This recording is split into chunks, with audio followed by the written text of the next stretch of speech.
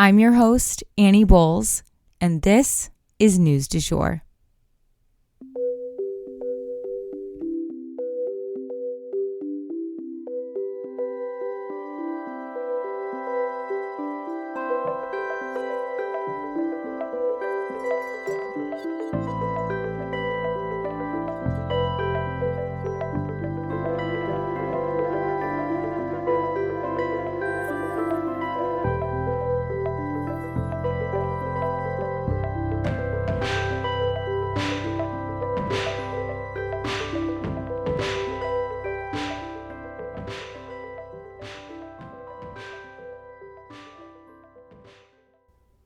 Hey you guys, and welcome back to the News du Jour, a calmer space to consume the news. So today, instead of a bunch of little stories like we had yesterday, we are focusing in on two very important stories. One of them is one that I promised I would circle back to, and that is the pact to do with the Amazon rainforest. But before that, we're going to talk about what's new with the Sackler family. So some kind of exciting news has broken in relation to the Sackler family and the opioid crisis. If you guys remember, despite their obvious connection to the opioid crisis and seemingly deliberate fueling of it, they always seem to kind of get off scot-free. They still have billions as a family to live off of in luxury, but they're trying to say that they're bankrupt and that they don't have to pay people they've hurt, and they're able to just put their corrupt company under a new logo and call it square. The American people were kind of miffed by this, and now the Supreme Court is saying, not so fast. They have actually put an official pause on the settlement with the Sackler family while they review the case. This decision, which they will hear arguments for in December, could really set the tone going forward.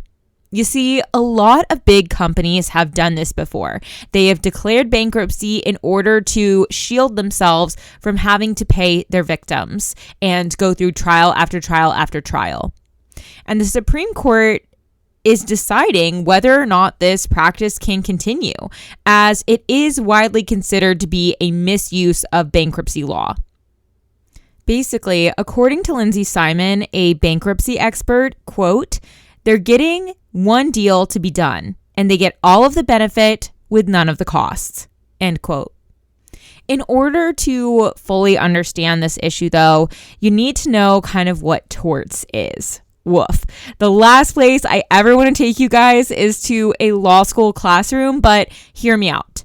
Torts is defined as essentially any time a person's rights are violated and led to harm of an individual. Oftentimes, these cases have large numbers of victims, though, like plane crashes or chemical spills or a fire caused by negligence, etc. So if the Sacklers are not allowed to use bankruptcy to avoid going to court on all these various lawsuits, then other large corporations will not be allowed to either. And that will set what's called precedent for the future, meaning if something similar happens, they will reference this Supreme Court decision in order to guide what they do next. It sets the tone, and it establishes how such cases will be handled going forward. One problem with the Supreme Court doing this in this instance, however, is that the plaintiffs in this case were going to be getting some large payouts from the Sacklers, payouts that they desperately need. And now that has been put on hold while they settle this issue in the Supreme Court. And let's just say that they vote against the Sacklers. This means that these individuals may have to go and sue the Sacklers and their companies all over again and basically fracture all these lawsuits into a bunch of smaller ones, which would only further delay any restitution. The people are tired, y'all, and they're tired of delays, they're tired of corruption, they're tired of fighting for what's right and seeing no results. So while this definitely feels like a good step in some ways by the Supreme Court because it seems more fair at the end of the day, it could mean justice delayed for those who are in most need. We'll definitely keep you guys posted on how things go this December. And for our second story today, like I mentioned at the top, we are going to be circling back around to the Amazon Rainforest Pact. Okay, so as promised, I'm circling back, and basically I wanted to let you guys know about this headline last week because it is such a big deal and it's so exciting. But now we are going to jump into the details.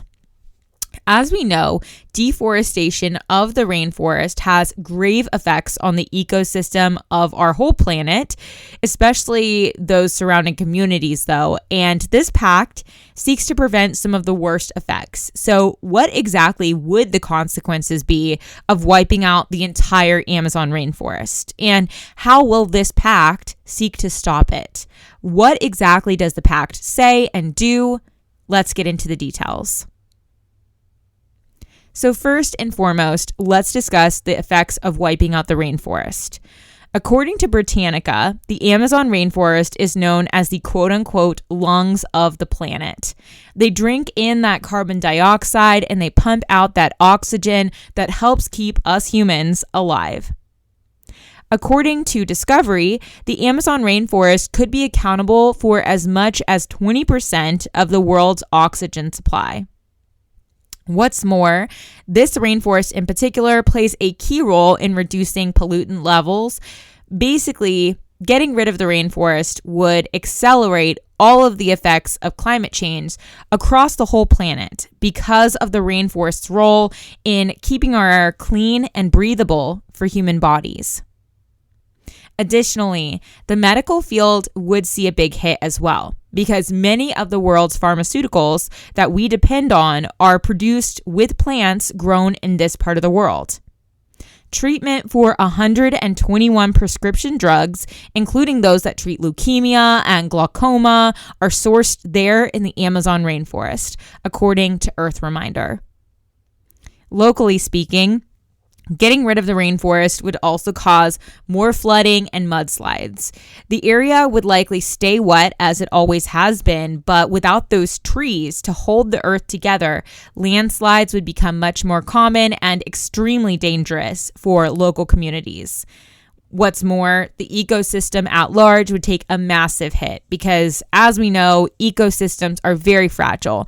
And when these diverse species are no longer having a place to live, they will die, and so will the ecosystem itself. So there are effects of losing the rainforest that will be felt both near and far. So what are we going to do to save what's left? Well, led by the country of Brazil, a pact has been signed by 8 different nations pledging to work together to preserve what is left of the Amazon rainforest. So what exactly is that going to look like? What is the fine print? How will they accomplish this? What exactly have they pledged to do? We all know signing contracts is easy, but doing the actual work is hard. So here are some of the things that these nations have signed on to do that will help with the deforestation. First and foremost, coordinate policing to crack down on illegal mining and lodging. They need to enforce the laws that are already in place. This is a pervasive problem where people are trying to make an extra buck at our planet's expense. So this pact resolves to use their combined resources to crack down on this illegal activity. Secondly, something else the pact is going to do is pool funds for development to replace what has been lost of the rainforest and push for conservation of what's left.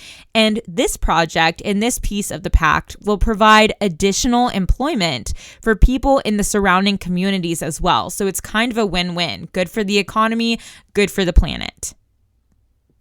And one more thing that this pact is going to do is it creates Amazon-specific climate panels with scientists who will solely study this rainforest and strive to find better ways of protecting her and basically monitor how these conservation efforts are going and what they can be doing better. Now, Brazil's leader wanted some of the other countries to sign a pact to end deforestation by 2030. Just stop it entirely. Brazil and a handful of other Amazon nations have had to agree to this or decided to agree to this back in 2021. But the outliers did stop short of agreeing to that, which is disheartening. But at the end of the day, if these nations can stick to this plan and really hone in on the key issues and tackle them, I think this could be a great turning point for conserving the Amazon rainforest. But again, it's reliant not on words, but rather on actions. So let's see what they can do. Okay, I lied. I totally forgot that I had a third story prepared for you guys. It is a brief one, but I thought it was super interesting. I've been seeing headlines on this subject and thought I would break it down because this is a pop culture topic, and I thought maybe you guys didn't have time to go down this rabbit hole. But let's discuss the evolving views on Disney princesses. So views of feminism are shifting right now, and that shift is being reflected onto our Disney princesses. Rachel Ziegler, who played the iconic Maria in the recent interpretation of West Side Story, spoke out about the possibility of an upcoming live version of Snow White where she would be playing Snow White. She said, quote, "She's not going to be saved by the prince, and she's not going to be dreaming about true love.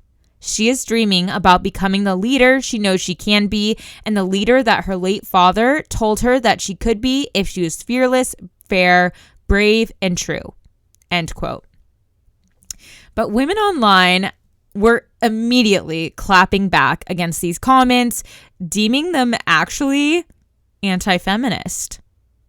One TikToker said of the comments, quote, "Criticizing Disney princesses is not feminist. Not every woman is a leader. Not every woman wants to be a leader. Not every woman craves power, and that is okay. It is not anti-feminist to want to fall in love or to want to get married or to want to stay home, to be soft, to want to be a homemaker. None of these things make you less valuable of a person or a woman." End quote. And I think this dialogue really reflects a shift that we are seeing more broadly in society, that true feminism means women get choices. And who will you choose to be? That is solely and most importantly up to you. And that is the news du jour. Today, I wanted to leave you guys with the quote, "Be yourself. Everyone else is already taken." If you enjoyed this episode, please subscribe on whatever podcast platform you use to listen.